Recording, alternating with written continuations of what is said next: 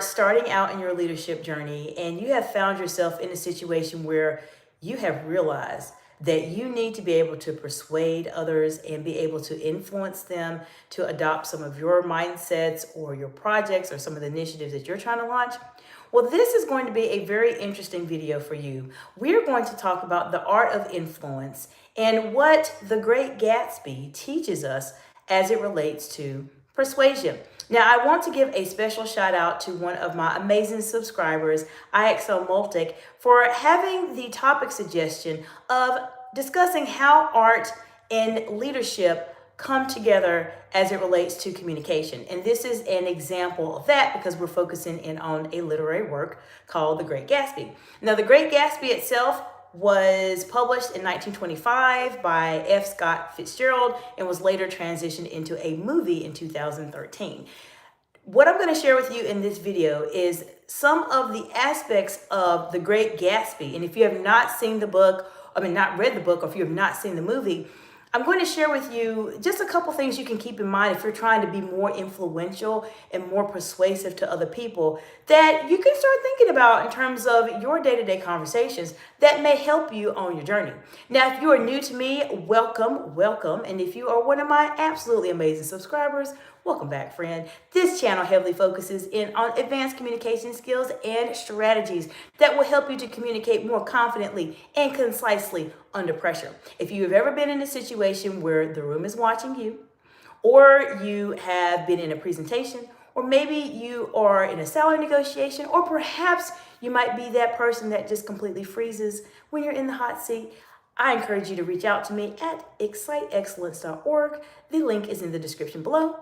Let's work together so we can help you overcome those challenges and become the absolutely exceptional leader you are supposed to be. Now, when it comes to The Great Gatsby, there's a lot of different aspects of this book, movie that we can talk about. But I want to know from you, when you hear The Great Gatsby, what are some of the very first words that come to your mind? Put it in the comments below. Now, when it comes to the book and the movie, I will coincide them together as just a very brief summary. There's a lot that goes into it. And I would say as it relates to being able to help you become more influential and more persuasive, let's think about the whole context of the movie as a whole or the book as a whole. But I'm going to give it in very general terms because I don't want to do a synopsis of this particular book. In The Great Gatsby, if you've seen it, the whole part of this book or this movie was there is a big party that was being held by somebody named Gatsby, right? Somebody named Gatsby. And what happened specifically in this, I'll say movie. We're going to say movie specifically. And the story is that people started to be influenced by this person. So how did this influence start to develop? And these are skills and strategies you can use in your day-to-day conversations as you are navigating yourself as leaders. But before I go into that, I want to say hello and welcome to those of you watching the live today. Let me know what part of the big, beautiful world you are joining from today. And have you ever watched or read The Great Gatsby? And would you like to learn a couple of tips from that story that can help you to become more influential as a leader? Put it in the comments below. Let's talk about it. As I mentioned, there's a big party that is being hosted by some man named Gatsby. And when you're thinking about being more influential, when we think about the word influence, now we've talked about this a lot on our channel. Influence, as a summary of the definition, means your ability to affect someone else. And influence can be in a positive way, and it can also be in a negative way. So it depends on the type of influence you're having. Well, this particular party that they were hosting was given out to other people, and people knew about it. They heard of the name, or they have heard stories about Gatsby. Now, how can you apply that to your own life in terms of being a leader? How can you become more influential? One of the things that people struggle with when they are trying to become more influential is that they tend to keep all of their successes to themselves, just privately. They don't like to talk about them. They don't like to share them with anybody else. They tend to be a bit more on the shy side of their accomplishments. Now, let me know in the comments below if you've ever felt like you didn't want to brag. You didn't want to brag to other people. Put it in the comments below. Let's talk about it.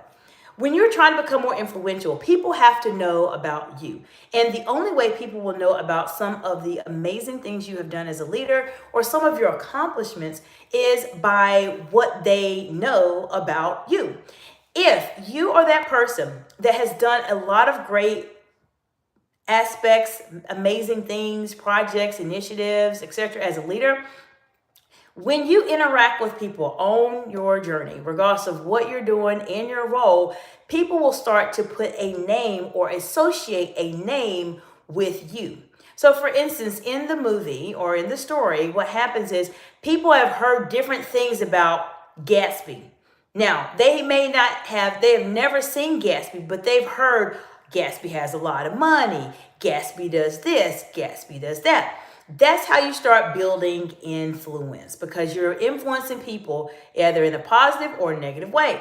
Now, when you are at that point as a leader, one of my strategies for you to use as a reference from this story is to not be afraid to talk about your successes. Matter of fact, I would highly encourage you to talk about your successes and talk about them often. I share this with my clients, specifically in a one-on-one setting, when we are either doing an executive strategy session or my high stakes communication intensive.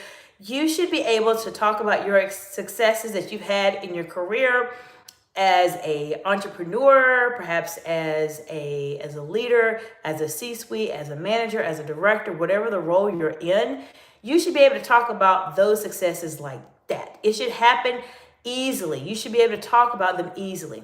This is one of the reasons why I have seen so many people struggle with the famous interview question, tell me about yourself. Why do they struggle with this? Because as individuals, we are taught, whether it's when we are younger or as we are growing up, to shh, don't talk too much about yourself. Don't brag about yourself too much. Don't do that. This is the reason why people tend to struggle with being able to talk about themselves. So what happened to Gatsby? Gatsby obviously did a lot of things. People knew he had a lot of money, and he sure did let everybody know about it, right? Everybody knew about it, specifically in terms of how much money this guy has, or they don't know how much money he has. We just know he's hosting a big party. He's done this, he's done that, and that starts to build influence. Now, we're going to talk about how that influence can actually help to persuade other people, but let me go to the chat really quick. We have Penita Gamer. Hello, welcome. How you doing today? Now, let's talk about how this can be used as a portion or an aspect of leverage that can help you be able to start building, being able to persuade people. So there has to be some type of conversation, some type of basically like a buzz, almost energetic amount of situations, conversations that people have when they associate your name with something. So when they say this person, for instance, we are saying this individual, they should have some perception of you that they're thinking about, like, oh, wow, I know this person is amazing. I know this person is great. This is a really great person. That is how you build influence, by doing the right thing or at least showcasing your successes. I can't say in The Great Gatsby all the things that were done were right, but I can say he had no problem in the story talking about himself, because that's how everybody in the town knew about him. All right, let me see what's going on in the chat. Penita asks, am I Mexican? I speak some Spanish, but I am actually American, but I'm glad that you are here today. Let me know where you're joining from. So we've talked a little bit about influence. Being able to start being more comfortable talking about your successes will help you to start build influence. If you are that person that is saying, well, I don't really want to talk about myself, well, you're going to struggle with influence. People need to know who you are, and they definitely need to know why and what makes you absolutely amazing. Now, how can we use this influence? Remember in the story, everybody was having the chatters, the buzz, the conversation. Oh, Gatsby's having a party. This is that. Are you going to the party? Well, then people were invited. And then that influence turned it into persuasion. People were persuaded to get themselves dressed, get their makeup ready, get their hair cut, and be in their best attire to go to this party. So even though they have never, they may not have ever seen Gatsby ever, they still, by his nature of influence, were able to be persuaded to come to someone's house and someone's event that they did not know. Now, as a leader, how can we use this information? When you start building that buzz, that creation, that energy, that magnetism around your name and who you are and your persona, people will start to trust you and they will say, you know what? I know this person has been doing a lot. I've heard their name a lot. And I think I'm just going to go. I'm going to go to whatever event they have, whatever product they're selling, whatever they're doing. I really enjoy what I'm hearing about this person. And that's how you start building persuasion.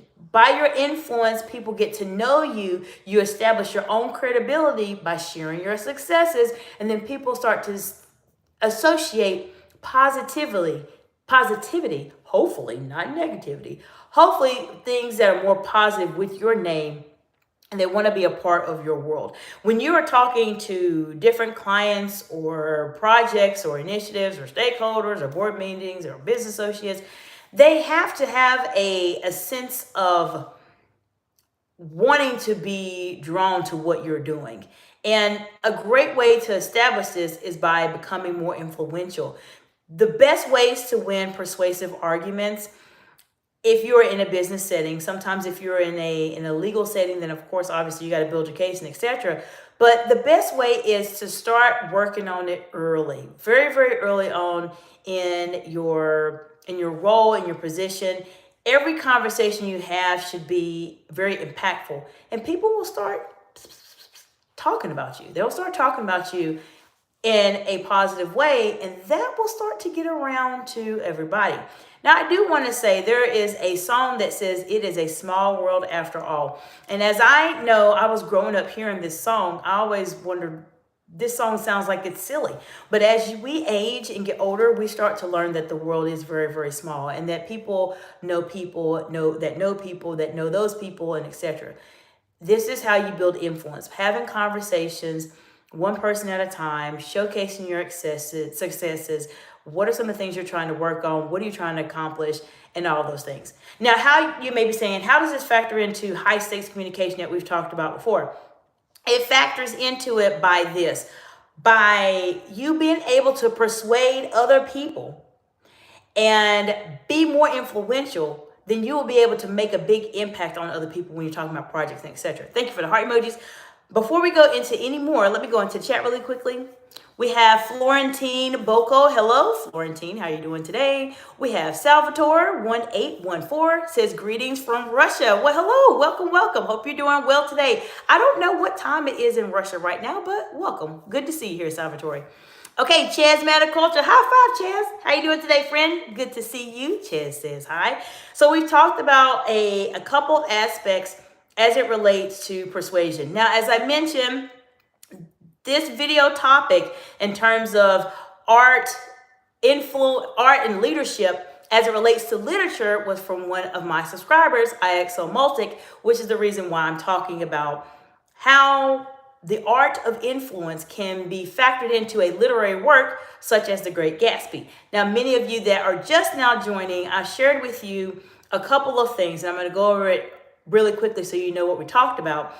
When it comes to the art of influence and when it comes to being able to persuade other people, I took a couple of aspects of The Great Gatsby. If you have read the book or if you have seen the movie that was released in 2013, you'll get a sense of, well, what did this person do to become so influential in the community? One of the things that The Great Gatsby did was that he was very, very comfortable talking about his successes. So much that he mentioned those successes everywhere he went, which is the reason why people start to develop their own perception of this person, even though many of the people that were at the party had never met him in his entire life. Now, that applies to leaders because many of us as leaders, we are a bit more hesitant to talk about our successes as leaders. We don't want to talk about it. We don't want to brag. We don't want to say too much. We tend to be more quiet. So take a lesson from The Great Gatsby. Be comfortable talking about your successes and talk about them often. It will not necessarily mean that you are being a person that is just being arrogant or you're bragging. You're just stating that these are the things that you have done very well. That's one way to start building influence. People will start talking about you and developing a positive persona about you. Then they will start saying, well, I heard that this person was doing all of these wonderful things. I wonder what else they're doing.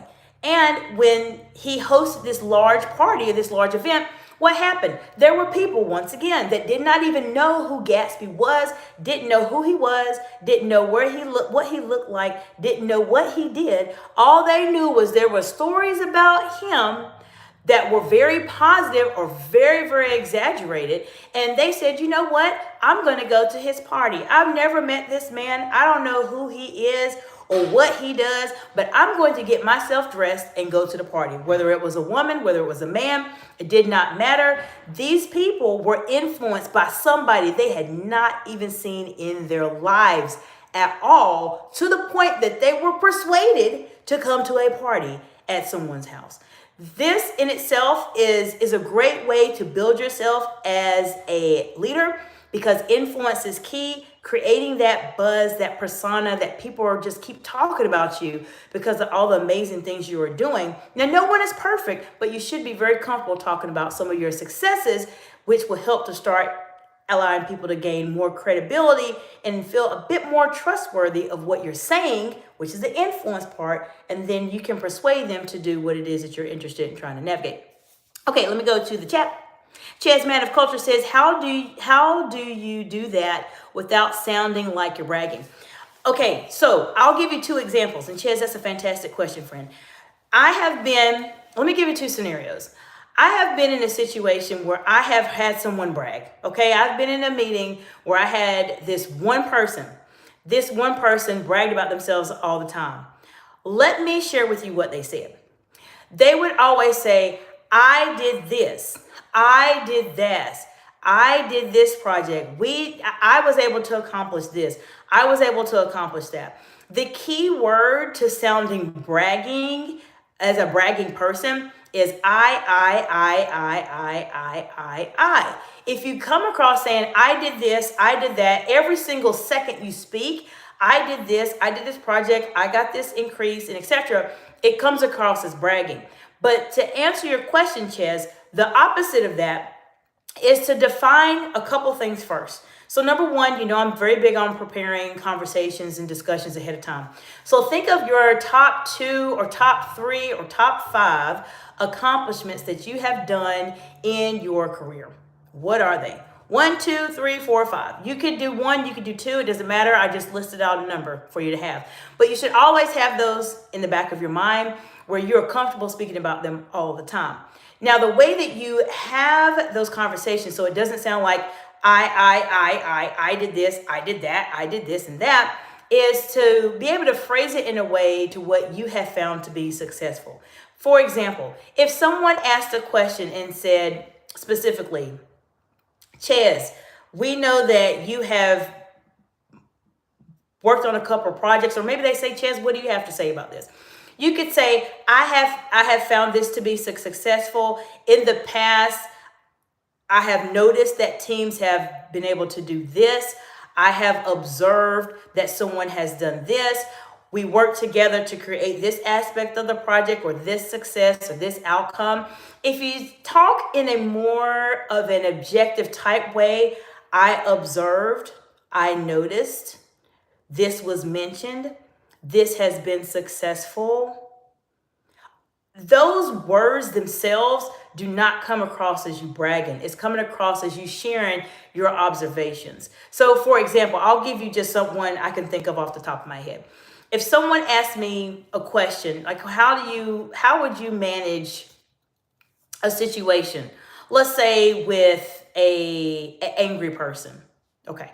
I would say one of the things that I have noticed when people become very, very upset is that they tend to have something else or something outside of the 4 walls you're in that is impacting how they are communicating. One of the things that was of a tremendous benefit to me is that I had a situation where I had someone that was very, very argumentative to the point where they wanted to become very aggressive and combative with me. And what I did was I allowed that person to say what they needed to say, but I placed them in a safe space where they felt like they could talk about it, they could communicate it, but I did let them know that they were at a point where, we may want to calm things down so that we can think about things clearly. Now, I just calmed an angry person down. That's pretty much what I just said. But I didn't say, I did this, I did that. I put it in a context of, I observed, I noticed, I have seen, this has been successful, and then tie it into a story of what you have done or what you have been able to accomplish. For instance, I could say that so if when someone asks me, I'm thinking of random things I've done. Someone could ask me a question or say, well, what are your thoughts about building up a dental office? Okay, so I could say this. I could say one of the things that I noticed that tends to be an issue when you're trying to build dental offices is that there's a lack of systems and workflow in place where people do not know exactly what they need to do, or those strategies that have been implemented have not really fully been vetted or tested or received some type of impact from the actual operators or the people that are doing it. When I was in a specific role, I helped the department go from negative $312,000 to over $1.5 million within a year or two. And the reason I was able to do that is because I was able to fine tune those systems, those workflows, and really communicate with the people that were on the front lines to make things more efficient. Once again, did I say I did something really cool and awesome? Sure, I did. That's not too bad.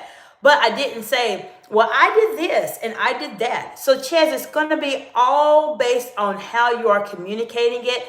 Turn it into a story. So talk about what you have seen to be helpful, then bring in that 1, 2, 3, 4, or 5 accomplishments in terms of what you have done and tie it into a story about what happened with you specifically. If you take it into a story format, people are a bit more wanting or willing to hear it because they want to hear a story. They want to hear what was really bad and what turned out really well. But if you come into a conversation and you say, I caused the department to make millions and millions and millions of dollars, or I was able to bring down an angry patient or an angry person, then it just comes across as like you're bragging. The other part of this too is that you do want to talk about your successes often, but you can't talk about it every single second. Now, the first scenario I mentioned to you, this person was highly intelligent. She was so incredibly intelligent and still is incredibly intelligent. But it's just the way, like every time when a topic came up and it was her turn to talk, it was, I did this, I did that, I did this, I did that, I did this, and I did that. And if I kept doing this for 5 minutes straight, you all would click off this video quickly. So just as long as you're not the person that's just saying, I did this, I did that all the time. But if you structure it in such a way to where you are talking about the big issue, being objective will never fail you. Never. It will never fail you. So being objective in terms of what you're saying, and then tying in a story about what happened to you, what your big accomplishment was, and then summarize it in a way to where you're saying, I did this accomplishment, but I did it because of this objective issue, and that's how we were able to resolve the problem.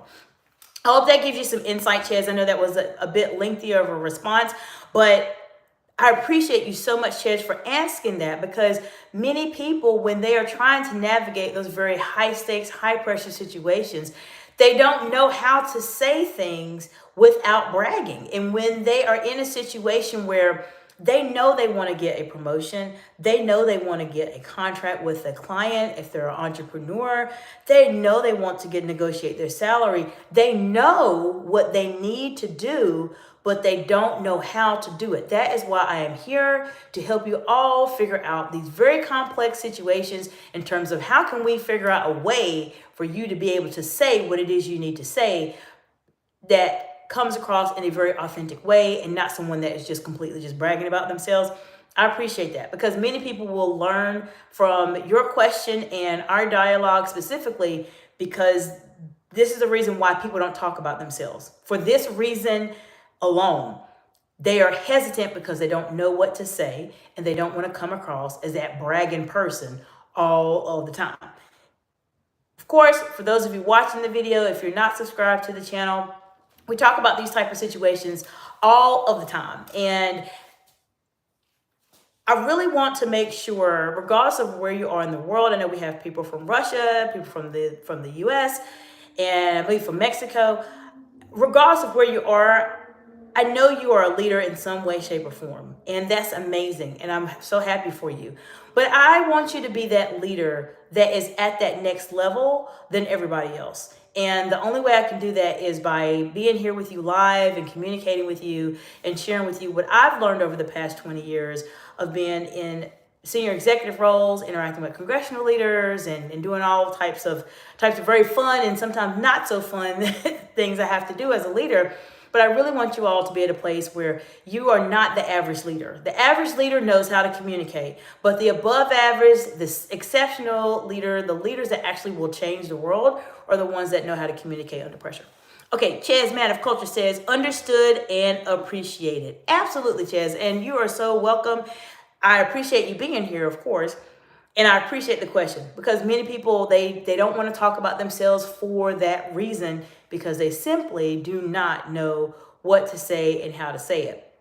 Now, one of the things that tends to be an area where people struggle with, not only about not wanting to brag, not wanting to talk about themselves, sometimes people just don't want the visibility that comes with becoming more influential or persuasive. How many of you have been in a situation where the spotlight was on you and you were either really comfortable with the spotlight or maybe you felt as if, I'm not really ready for the spotlight yet. I just want to sit back for a little bit and sit in the corner. Let me know in the comments below if this ever happened to you before. This is common. When you start building your influence, when you start watching the videos on this channel, you're going to start developing your level of confidence is definitely going to be higher than what it was because you're going to start learning, how do I communicate under pressure? How can I start formulating my responses in a way to where it still comes across as very professional, but also very direct? If you struggle with this, keep in mind, this is a part of influence. You start to become more influential. Now, you may be that person that says, I just want to impact, be influential to just one person. And that's fine. There's nothing wrong with that. But I would say for the majority of my subscribers that are on this channel, you all will be influential in big ways, not only with just one person. Most of you are that I know have been interacted with. You all are very highly educated leaders. You're women in leadership, men in leadership, thinking about leadership. You all are highly educated individuals. And I know that you are going to be that influential person and you're going to have a little visibility. So that is something where people tend to struggle with because they are a bit afraid of being that person in the spotlight. Now, when you start your business or you are working on, let's say you're a content creator like myself and many other people, when you start to become more influential, you have to understand that that just comes with it. Now, how you communicate when those situations happen is what really makes the difference in terms of if you are going to be able to influence people and persuade them to do what you want them to do or not. Now, if this is something that you are struggling with and you are in a role or in a position where you feel as if I really need to be a bit more influential. Maybe I have a business project. Maybe I have just a project in general. Maybe I'm working with the board or stakeholders or raising funds. And I don't feel like I'm communicating that confidence in a way to where people will want to just buy into what I'm talking about, then contact me at exciteexcellence.org. I would be more than happy to help you be able to develop a game plan or a strategy session to help you figure out exactly what are some of the pieces that you need to start moving now as it relates to how you're communicating as a leader so that you are in a very strong position when you are having some of those very high stakes conversations so that you can be a bit more influential and be more persuasive. Remember, as we talked about, from the Great Gatsby, there's many things to learn from this particular story, but one of the aspects of influence is that the Great Gatsby knew a lot of people and talked about himself very, very, very much to where people just went ahead and wanted to attend the event. Another thing I'll mention too, especially as leaders, as you start building your influence, and this was in The Great Gatsby also. Remember, he influenced a lot of people to come to his party, the big party he had, and people didn't know him. People was at the party, didn't even know who he was. You would just see in the movie where people were like, oh, I don't even know who Gatsby is or what he looks like. There was something mysterious about this person. And that doesn't mean you need to not be transparent with everybody, but there has to be an invisible boundary that people may not be able to see because it's invisible, but they know that it's there. This is how you start to develop your executive presence. Because when you develop your executive presence, and there's many aspects to developing your executive presence, I have a playlist on my YouTube channel that's completely devoted to executive presence. But when you're trying to build your executive presence, there is that invisible boundary that's there that people can't see, but they know is there. And that is a great way to start building influence also, because when people start to see that there's something very unique about you, then they will start to look at you a bit differently in terms of how you're communicating with other people. Now, that doesn't mean, as I mentioned, for you to just completely be closed-lipped on everything, but there's a certain way that you conduct yourself, there's a certain way that you behave and you speak to other people, and there's certain aspects of your life that you should be very comfortable not sharing with everybody else. This is one of the reasons why people struggle in leadership roles, especially when they first start, because they just want to sit and they just want to build rapport. And they just want to talk to people about their personal business, what they did over the weekend, what their family's doing, what their kids are doing, what their loved ones are doing. And I encourage you not to do that, because it will absolutely take away from your executive presence and it will impact your ability to influence. I cannot tell you how many times I've been in conversations where people will try to ask me more personal questions, and I have to just turn the conversation over to a different direction very quickly in a way to where it doesn't sound like I'm completely dodging their question, but in actuality, I'm going to deflect and put this conversation in a different direction. I teach you all this on my channel. I teach you how to deflect when the questions are maybe a bit more personal, or maybe it may not be personal. Maybe it's something that you feel as if it's a boundary that you don't want to cross when you're talking to other people in your professional settings. You have to be able to answer the question, but then divert the conversation. Why? Because majority of the people on the planet are not going to be trained the way that you are trained by subscribing to this channel and watching this content, because they don't know how to master communication at that level. This is the level of communication that you see your world leaders do and other individuals, local officials, etc., because they have a way of being able to answer the question. But if it's something that may be a bit too personal for them, you don't have to answer it. You don't have to share your personal business to someone if you personally do not want to do it. And that's how you start to build that mysterious aspect of yourself, where people feel as if they know you, but they don't really know you. And there's nothing wrong with that. I know many people will say, well, that's not right, that's not fair, you should talk a lot more about yourself. I'm definitely that person in that type of setting. Depends. I talk a lot more to you all on YouTube for sure. You know a lot more about me than many other people do. But depending on the setting and where I'm at and what the purpose of this conversation is, there may be aspects of myself that I do not share because I don't need to share it. And that's just how I protect my boundaries and how I create that mysteriousness about myself, where the person may tell me everything about them and I don't stop them. If they want to share, they can share, but I have my own way that I communicate and my personal boundaries that I have, and you just have to figure out exactly what are yours. I hope this gives you some insight of a couple things to think about. Once again, thank you, IXO Multic, for this topic suggestion about looking into literature. I know in our correspondence you mentioned more about classical literature after I'd made some of the live titles. Hopefully this is something to consider, but it was a really good topic because there are different aspects of literature that we can learn from as it relates to communicating under pressure. So if there's any other topics that you want to learn about specifically as it relates to literature, the art of leadership and communication, put them in the comments below or put them on one of my posts and I'll do it for you. But I did want to make sure I got these 2 videos out for him this week because I know this is literature is one of his things. One of the things he really enjoys reading. For anybody else, I appreciate you all. Like Ches Man of Culture is on the channel often, has given some really great topics as well. And I appreciate you all for being here. Come to me, please. Please come to me with the hard things, the hard situations that may be a bit more complex and you're just not sure how to navigate them. That is my expertise. That is my gift. And I will help you figure out a way to get out of those very complex situations and be at a place where you are coming into a stronger position. Now, one of the things we talked about earlier today, and I do want to mention this really quickly, is a communication shift that will change everything. Take a look at the live video from earlier this morning. If you can grasp that you can do this in a conversation, it will help you to definitely put yourself in a very strong position in any conversation you have. You can really do this. So you might want to take a look at that video, especially if you're struggling with communicating under pressure. The shift is a pretty good one. It's something for you to keep in mind. So I will see you all tomorrow evening, and I hope you all have an absolutely amazing day, and I'll see you in the next video. Bye for now.